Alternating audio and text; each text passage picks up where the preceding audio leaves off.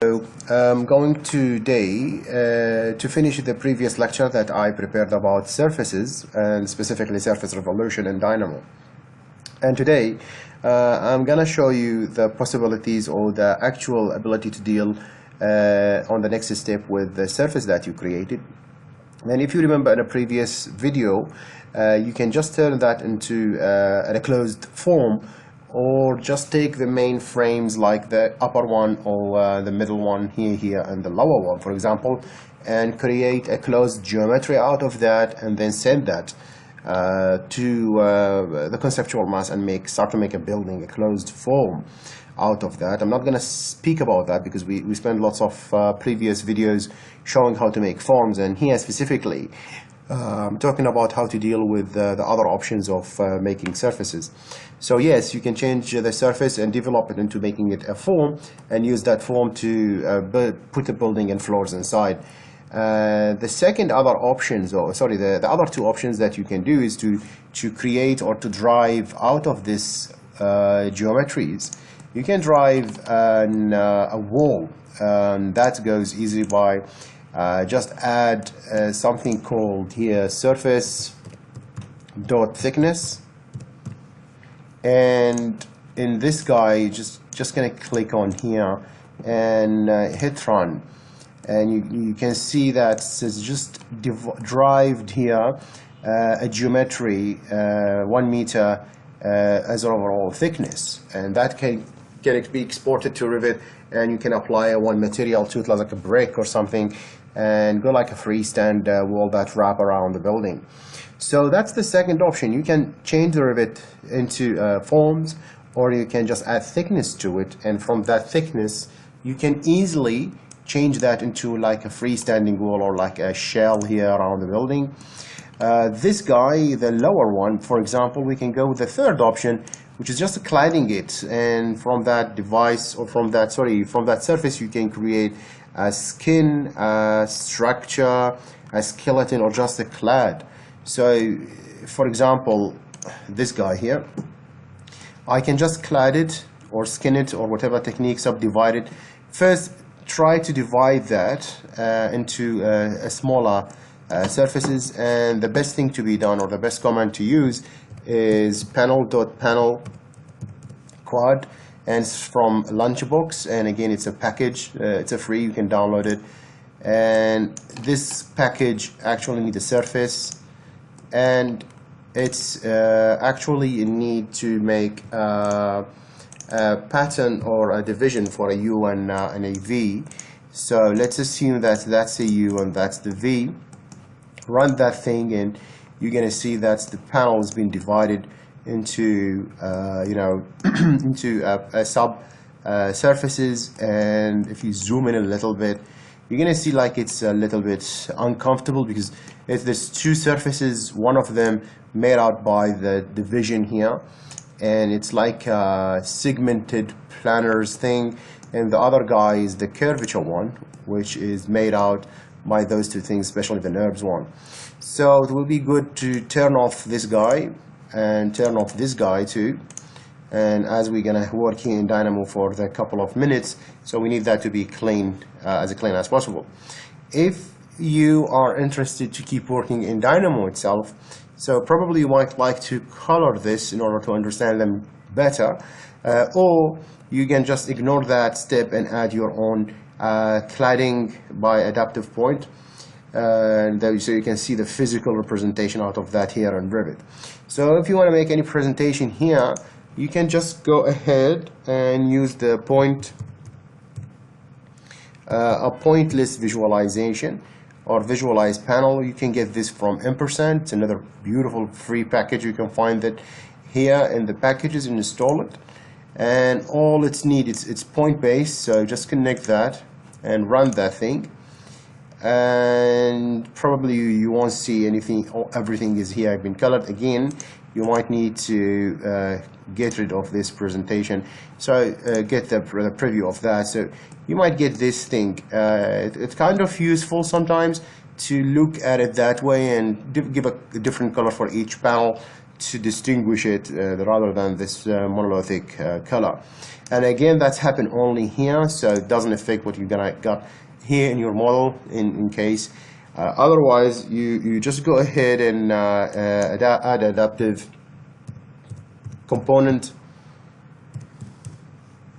and it's base or point based, so just connect those or connect that point again to this, and now we need our adaptive component. And I had this one ready that I did a couple of tutorials ago, and it's basically a revolved or a loft here, a sweep we call it here actually, of a rectangle around this path, and then a piece of a glass panel here.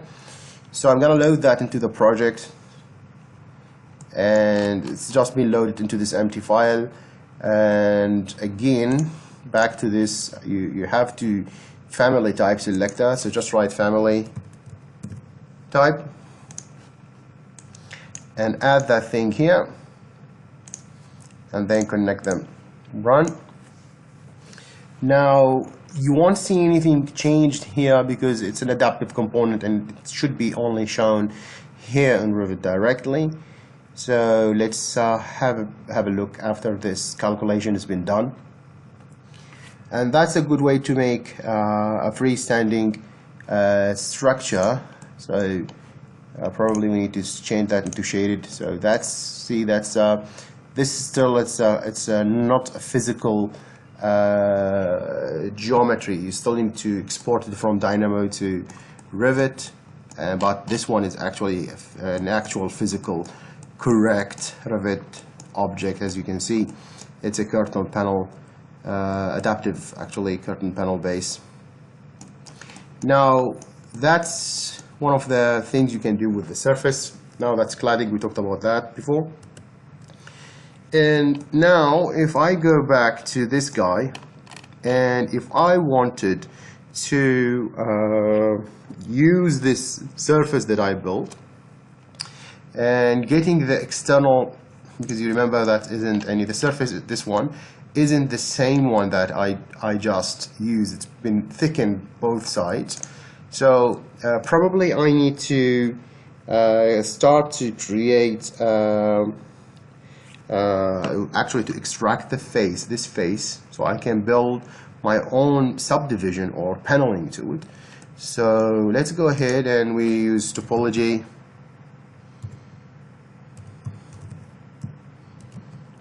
and faces, and that gonna gather or actually take that solid and give us the faces of it. And from that faces, let me run that. But if I run that, it's gonna take a really long time to do this, so I'm just disconnecting those two things to fasten things up. So let me run that now, and it should now created here. See, it's a list of 6 faces. Each one of them has been located in a different place, so you need to select one of them. So you can go ahead and use list.getItem and connect this list to it, and I believe it's the first one, and I'm gonna run that, so it should give me here the first object by itself, or the first face by itself. And again, it's a face, don't mix things up. Face, it's a geometry, it's not, it can't be used in Dynamo, so you need again to go face.surface, which is extracting the face out of the surface, extracting the surface out of this, the surface geometry out of the face that you have. So I'm gonna get that, and that will give us the face that we need. And again, it should have only one face so far, sorry, one surface so far. By doing that, we need to divide it again. So again, I'm gonna go panel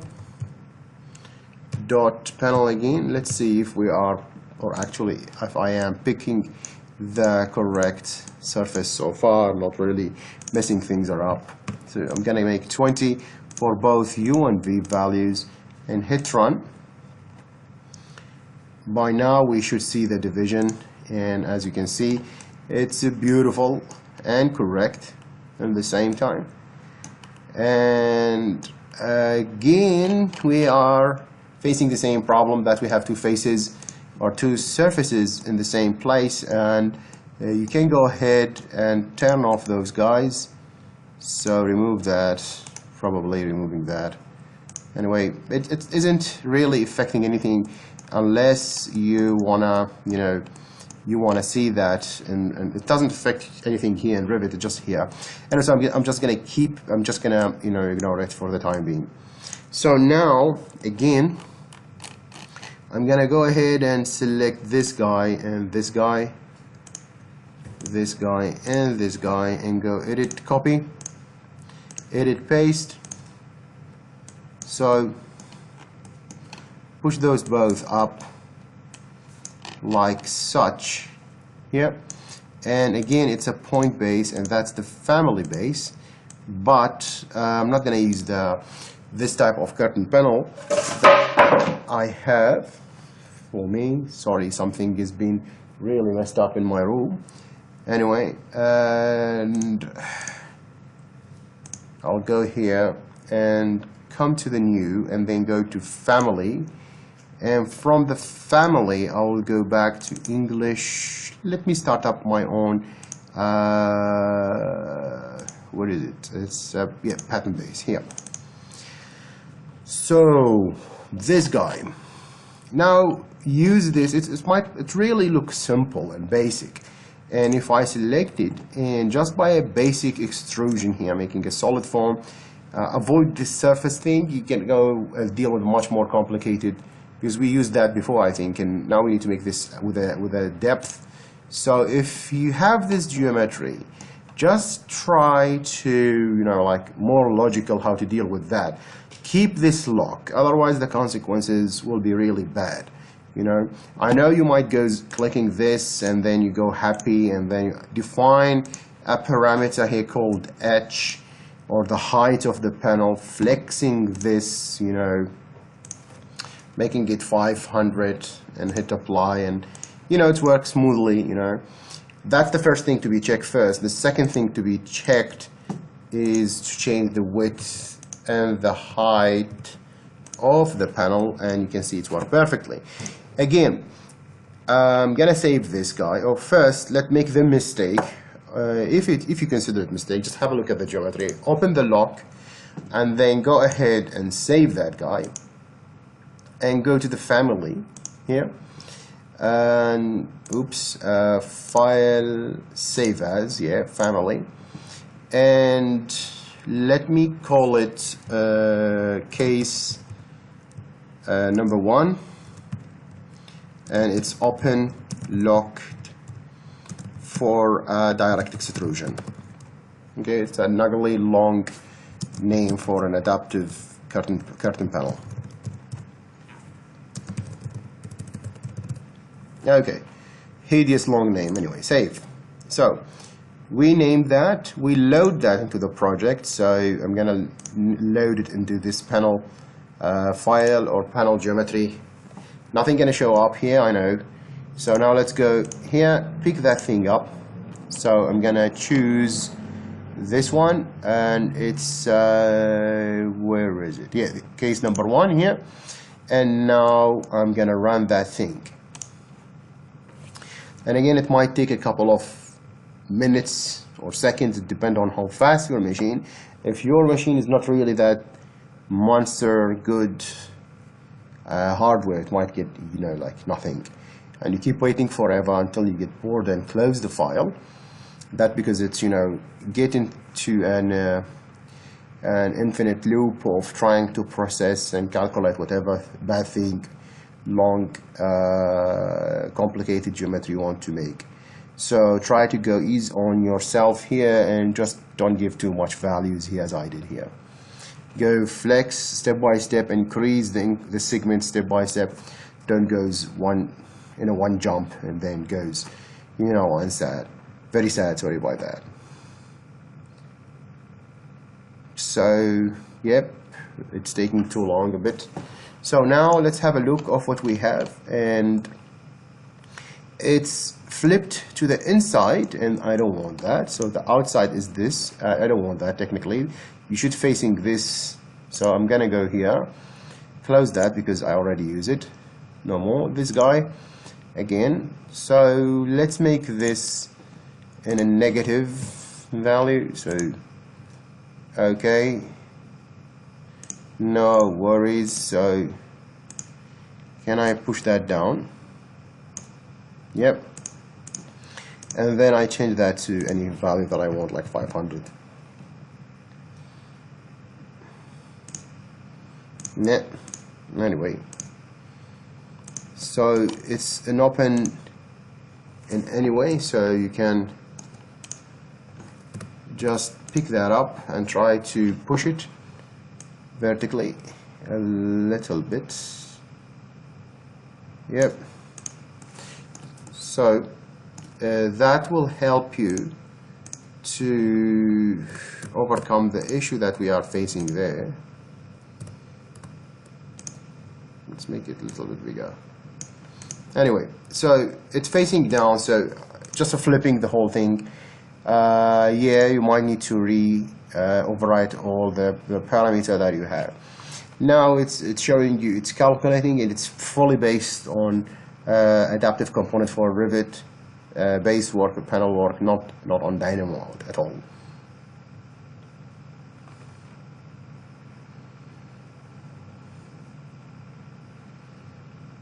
And still processing. Good.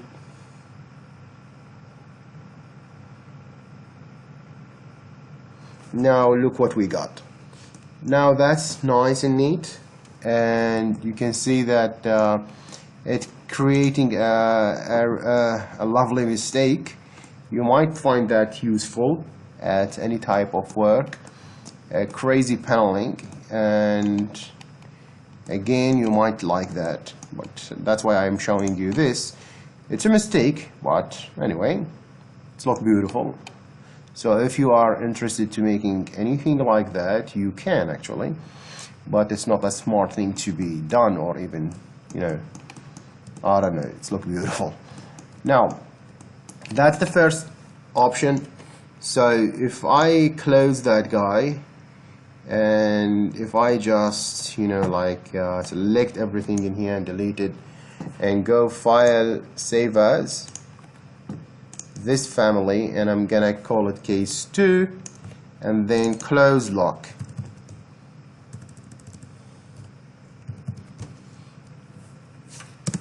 And again, just click, just extrude, and assume that is H, that you define it.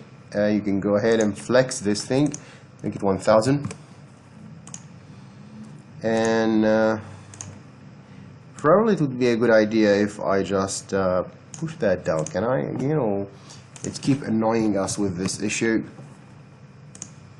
No, so probably not to fall on the same trap. I drag that down in the beginning, and then hit this guy, and then define that as H, and then flex it. It goes downward, so it isn't actually complaining as it does in the previous time. Save that thing, and then load it. Now, back to Dynamo, and from it, I'm gonna make a risky thing. That's 20 is too much. I'm gonna go 15 to trying to fasten things up, and then choose that case number 2, and then run the simulation again. It should be run quicker actually. It took like almost 45 seconds in the last time, or almost a minute in the last time. Should go as fast as this time.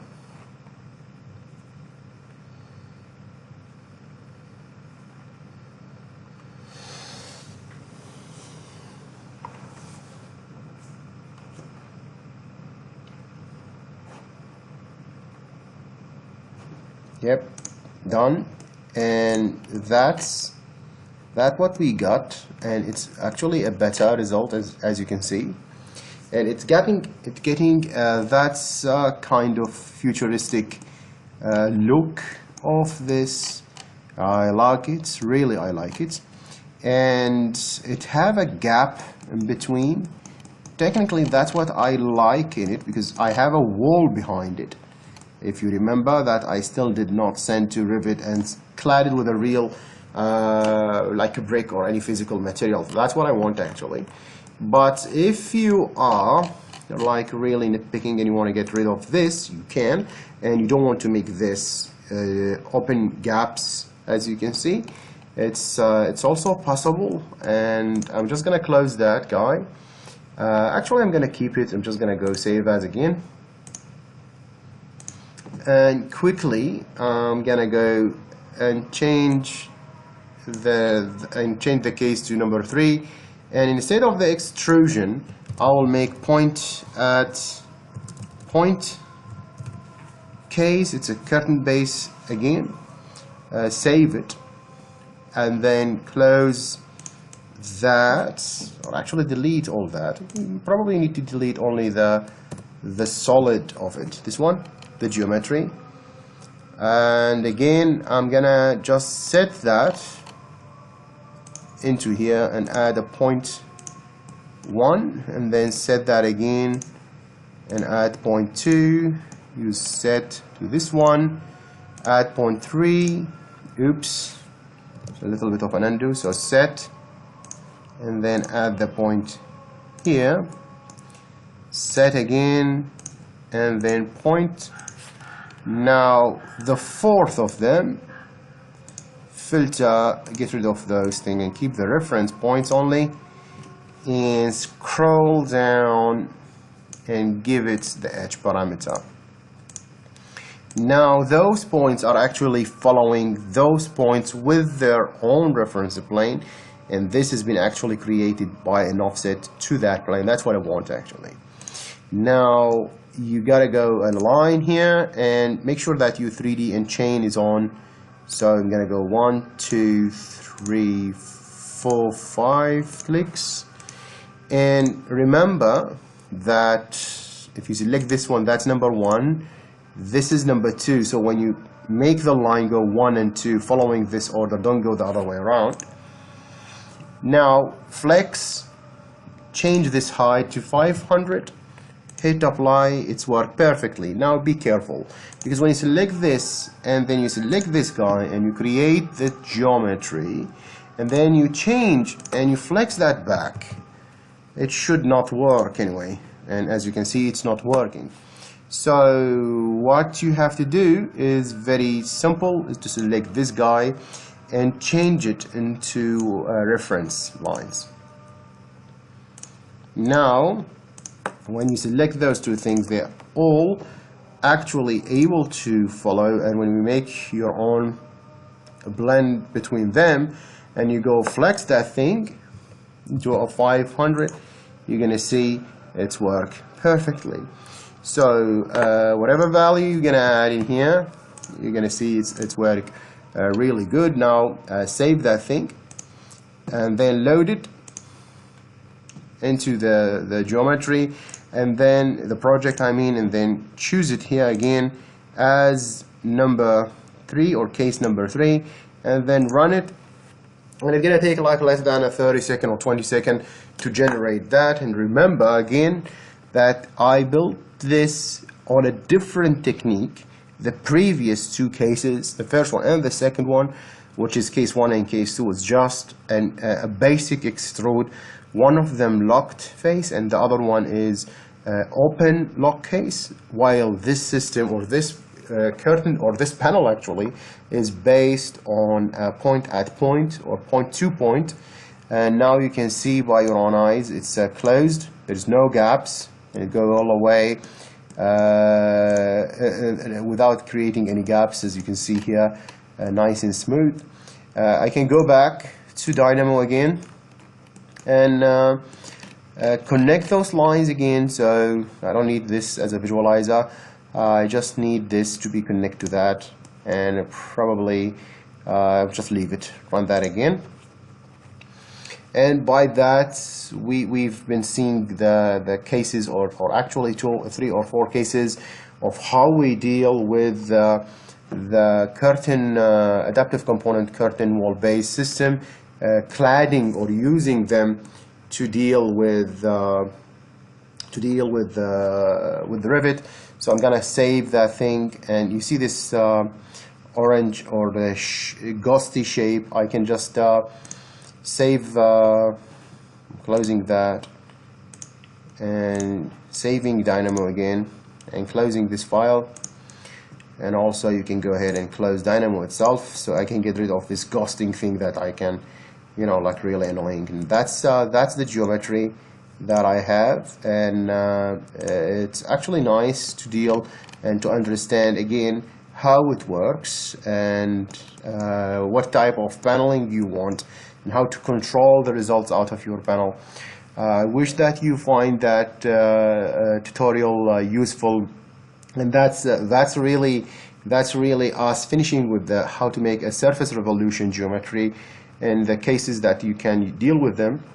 And it's a good exercise to practice how you make paneling, and as long as you succeed to create the required panels as you see in this one, it's really a good start to make the subdivision. So we can go ahead now and divide the panel into much more complicated geometry, and divide that panel itself into another group of panels, and how we can control them to make much more cladding or Dynamo paneling.